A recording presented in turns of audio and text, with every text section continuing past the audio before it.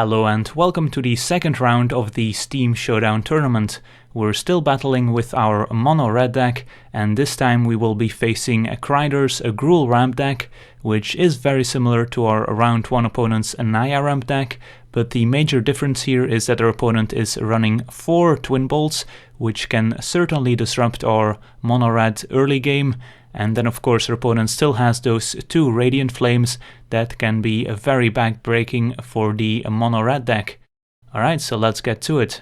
In game 1 we keep a reasonable opening hand with 4 lands, a 1-drop, a 2-drop and a 3-drop, so it's a little bit land heavy for the mono red deck, but we do have a reasonable curve here.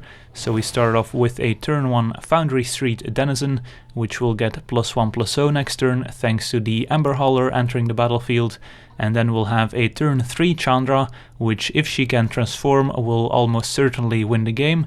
So here we draw Mage-Ring Bully, which is a better play than the Ember Hauler, since we would like to have a mana up at all times with the Ember Hauler in play, so we can sacrifice him to deal 2 damage to a creature or player in response to a possible removal spell on the Ember Hauler. So we get in for 2, put the opponent at 18 with our Foundry Street Denizen. Our opponent plays a mountain and passes, so we definitely need to keep Twin Bolt in mind. And here we have a pretty important turn ahead of us with a lot of options. If we want to play a creature, we should do it in the first main phase to pump the Foundry Street Denizen. If we play the Titan Strength, we can only really play it in response to a removal spell, since otherwise our opponent can respond themselves with a Twin Bolt. So we decide to play out a creature here instead of going with the Titan Strength route, and we decide to play the Chandra. So if your opponent has a Twin Bolt, they have to either kill the Chandra right now and we get in for 4 points of damage, or they take out the Mage-Ring Bully and then next turn we might be able to transform the Chandra.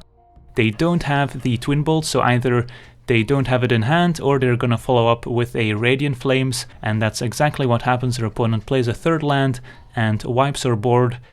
So now we have no board presence left, we just play out our Ember Hauler. We can keep up mana to sacrifice him in response to a removal spell, but our chances of winning this game are now pretty low. Our opponent plays out a Gatecreeper Vine, which is gonna grab a land for the opponent. We have this Fiery Impulse, which we can use on the Gatecreeper Vine to at least clear a blocker, and that's what we were gonna do here at the opponent's end step. But in response, our opponent is going to Twin Bolt or Ember Hauler, so now we have yet another decision.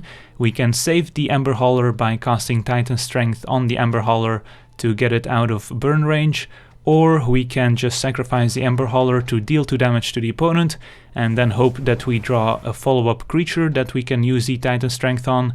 We go for the riskier play here since we do need to get lucky to still win this game, and it does not pay off as we just draw a land and have no creature left to use the Titan Strength on, so we just have to pass a turn here and hope that we draw into one of our more expensive creatures that might still be able to close out the game, like our Dragon or the Firebird, since those are pretty good against the ramp deck since they have flying.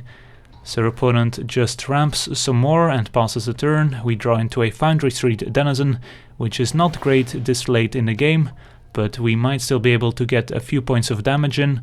So we play him and pass a turn. Our opponent plays a stabilizing creature in Outland Colossus, which is not only a great blocker here, but is also gonna close out the game very quickly with us not having any creatures in play except for the Foundry Street Denizen. So we draw into another land, play a land and pass a turn since we can't attack into the Outland Colossus, and if we try and bluff an attack, our opponent most likely is gonna block. Our opponent plays another land, attacks with the Outland Colossus, has another Twin Bolt to clear a blocker, only pointing 1 damage at the Foundry Street Denizen, so we can actually still save it with our Titan Strength, so might as well scry a land to the bottom so we don't have to draw that on our next turn. But we are still gonna take 6 damage here since we don't want to block with our Foundry Street Denizen, since that's our only hope to still win this game. So the Outland Colossus does become renowned, gets 6 +1/+1 counters and is now a 12/12. Opponent plays another Gatecreeper Vine, which grabs a land, and plays a From Beyond, which will start generating Cyan tokens every turn, and can eventually even find an Ulamog for the opponent. We draw into a Titan's Strength, so we can attack with our Foundry Street Denizen. Our opponent predictably blocks with the Gatecreeper, so now we're forced to use our Titan's Strength to pump the Goblin, scry another land to the bottom, and the Gatecreeper Vine gets killed in combat. Our opponent gets a Cyan token on upkeep, plays another Gatecreeper Vine, finding a land, and can attack us with the Outland Colossus for 12 points of damage, putting us at exactly 1. So we are pretty dead here. Not much we can draw to get out of this, especially with our opponent being able to find an Ulamog next turn. We find a Twin Bolt, so we could get rid of one of the Cyan tokens. So we decide to pause the turn. Our plan is to kill a Cyan token, so maybe our opponent can't cast the Ulamog, which our opponent is about to get here with the From Beyond. So our opponent has 9 lands in play plus a Cyan token, so if they don't have a land in hand, then they can't cast the Ulamog. So we Twin Bolt the Cyan token, pointing also 1 at the opponent. Our opponent is at 11, plays Ulamog, gets rid of our blocker and a land, and can now attack for lethal with the Outland Colossus. In game 2 we get to be on the play yet again, which is where we want to be as the mono-red deck. We have to mulligan a hand which has all our expensive cards in it, but we get to keep a decent second hand with turn 1 Foundry Street Denizen. We have a bunch of 2-drops and pump spells to follow up. So here our opponent plays a forest, no 1-drops in the Gruul ramp deck. So we get to untap and find a Mage-Ring Bully, which is a better play than the Abbot, since we can't play a land if we get it from the Abbot. So we pump the Foundry Street Denizen, get in for 2 points of damage, put the opponent at 18 life. So next turn we could look at Infectious Bloodlust or perhaps even Titan Strength. Our opponent plays a Mountain and Twin Bolts our Mage-Ring Bully right away, so he doesn't get blown out by a pump spell in response. We draw into a land, so here we have an interesting decision and we decide to go for the Infectious Bloodlust instead of the Abbot of Keral Keep, since if our opponent has a second Twin Bolt with the Abbot in play and the Foundry Street Denizen, our opponent would be able to just wipe our board. So we decide to go for the Infectious Bloodlust instead. So if our opponent does have removal, at least we get another enchantment and can attack with a hasty Abbot next turn. So we also decide to go for the Titan Strength, since our opponent can't kill our creature in response. We find another Infectious Bloodlust on top of our library with the Scry 1, and we decide to keep it on top, since it's a nice follow-up to our Abbot of Keral Keep, since it'll give it haste and prowess.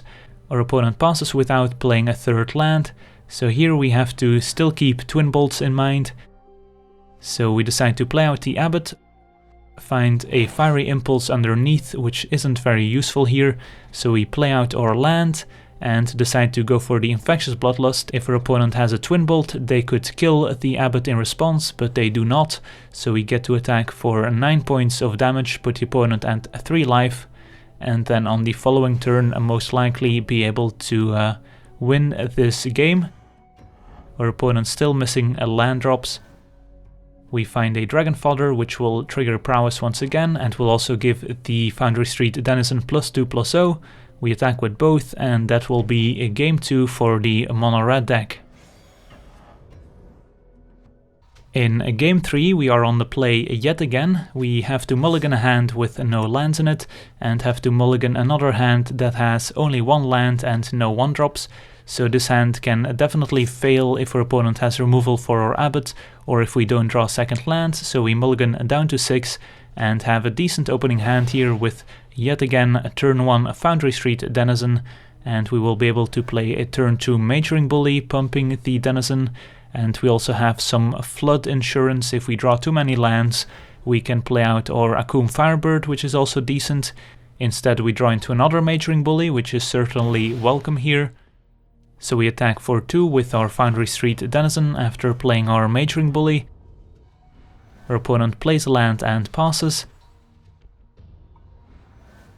And here we draw into another Fiery Impulse, which is not great in this matchup, since our opponent isn't running any Jadi offshoots that need to be removed. so instead we just have to play out our other Mage-Ring Bully.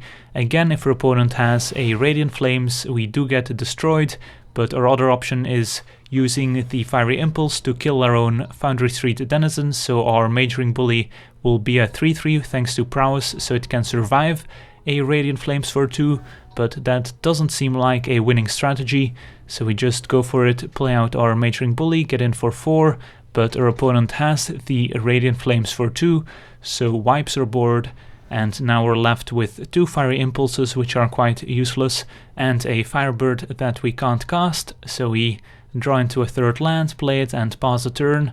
But now our opponent has a Monvuli Acid Moss, which destroys one of our lands, so our hopes of ever casting this Firebird are dwindling. We draw into an Ember Hauler and play it, but our opponent has removal for it and follows up with a Gatecreeper Vine as well.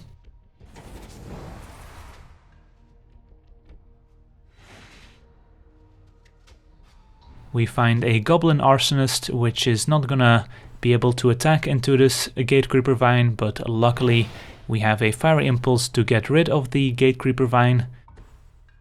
Opponent follows up with a From Beyond, which will be able to grab an Ulamog soon.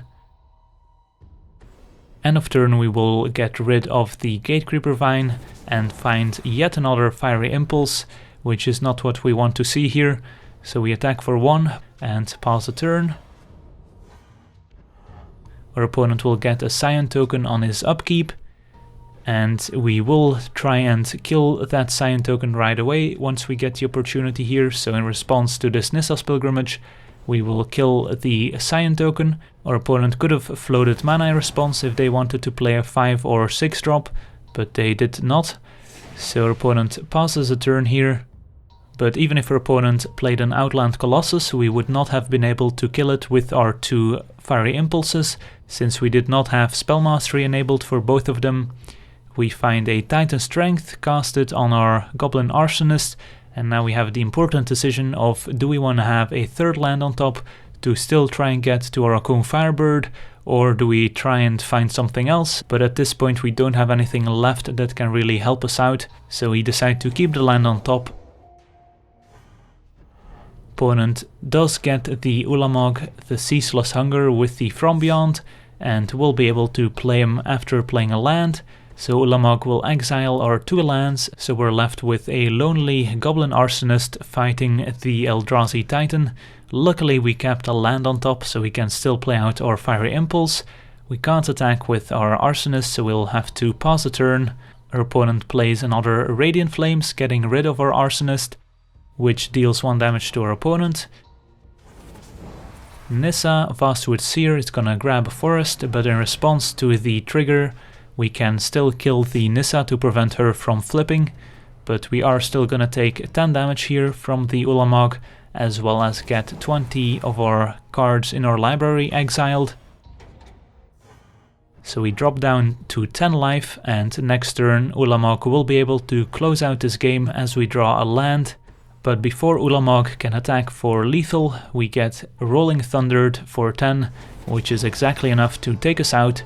So the Gruul ramp deck wins 2 games to 1 over the mono red deck.